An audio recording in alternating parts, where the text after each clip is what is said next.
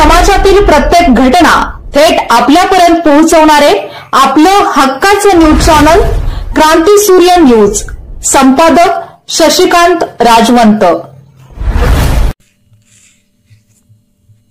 अवैधरित्या नशा करण्यासाठी वापरण्यात येणारा गांजा नामक अंमली पदार्थाची विक्री करणाऱ्या एका संशयितास महात्मा गांधी चौक पोलीस ठाणे मिरज यांच्या पथकाने ताब्यात घेऊन त्याच्याकडून एकूण 57,510 रुपये किमतीचा 2 किलो 300 ग्रॅम वजनाचा तयार गांजा मालाचा साठा जप्त करण्यात आला आहे।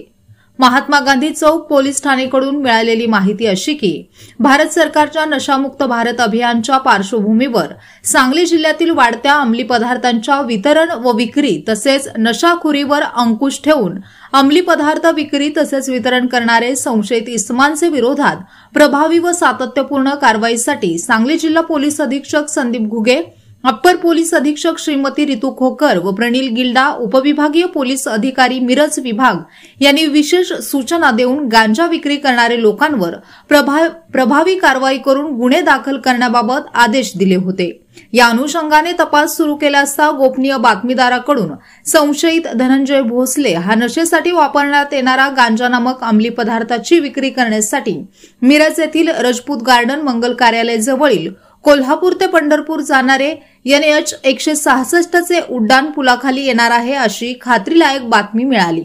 त्यानुसार सदर ठिकाणी पोलिसांनी सापळा रचून थांबले असता मिळालेल्या बातमीप्रमाणे एक व्यक्ती त्या ठिकाणी येऊन थांबला असल्याचे दिसून आले। नमूद पोलीस पथकाने त्यास पळून जाण्याची संधी न देता शिताफीने ताब्यात घेऊन त्याची चौकशी करीत असता त्याचे नाव गाव विचारले असता त्याने त्याचे नाव धनंजय बळवंत भोसले वय 33 वर्ष राहणार साई मंदिर पाठीमागे MIDC रोड मिरज तालुका मिरज जिल्हा सांगली असे असल्याचे सांगितले। पोलिसांनी संशयित आरोपी धनंजय बळवंत भोसले याच्यावर कायदेशीर कारवाई करीत त्याच्याकडून अवैधरित्या नशा करण्यासाठी वापरण्यात येणारे गांजा नामक अंमली पदार्थाचा एकूण 57,510 रुपये किमतीचा 2 किलो 300 ग्रॅम वजनाचा तयार गांजा मालाचा साठा जप्त केला असून त्याच्याकडे कौशल्यपूर्ण तपास केला असता त्याने सदरचा तयार गांजा माल गुन्ह्यातील इतर संशयित सूरज नागनाथ सरवदे राहणार सोलापूर याचेकडून मागून मिरज परिसरात किरकोळ स्वरूपात विक्री करून वितरण करीत असल्याचे निष्पन्न झालेले आहे।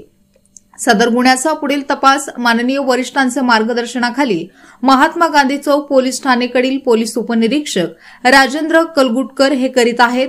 सदर गुन्ह्यातील इतर संशयित सूरज हा फरार आहे।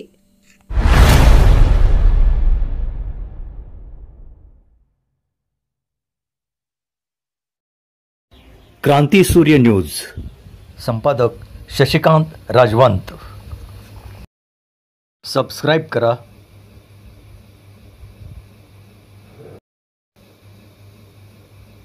बेल आयकॉनला क्लिक करा आणि लाईक करायला विसरू नका।